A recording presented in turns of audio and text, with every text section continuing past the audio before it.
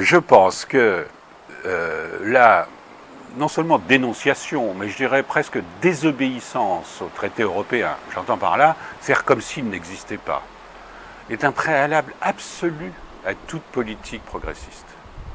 Parce qu'en effet, dans ce cadre-là, tout est impossible. Il ne s'agit pas de dire nous allons renégocier, nous allons construire une autre Europe, etc. Il sera toujours temps de reconstruire une autre Europe. Non, il faut commencer par agir comme si il n'y avait aucun traité européen. Il ne s'agit même pas d'aller les dénoncer. Le premier gouvernement arrivé au pouvoir prendra à 9h du matin la décision que la Banque de France réémet le franc, qu'elle finance l'État français, qui pourra emprunter auprès de la Banque de France et non pas auprès des banques privées.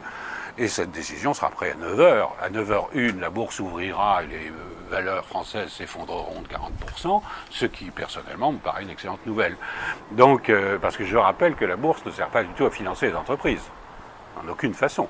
En aucune façon. Elle est un pur phénomène spéculatif. Les entreprises se financent par l'emprunt, mais pas du tout par l'émission d'actions à la bourse qui représente 2% de l'activité de la bourse à Paris aujourd'hui. Donc, il faut prendre des mesures comme s'il n'y avait pas de traité. Et c'est la seule façon de pouvoir agir. La monnaie unique interdit absolument toute capacité d'action à l'État français. À côté de ça, on peut très bien garder l'euro comme monnaie d'échange, mais on recrée un franc français et ça marchera très bien.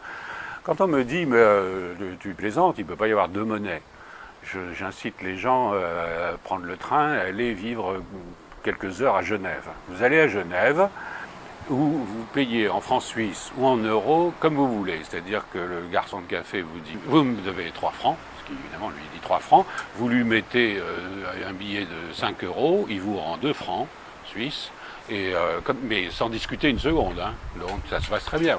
Je connais au moins une ville au monde où il y a une double monnaie sans que personne ne se pose la question et sans que ça crée le moins... Si la ville de Genève était au bord du collapsus économique, je pense qu'on en serait au courant.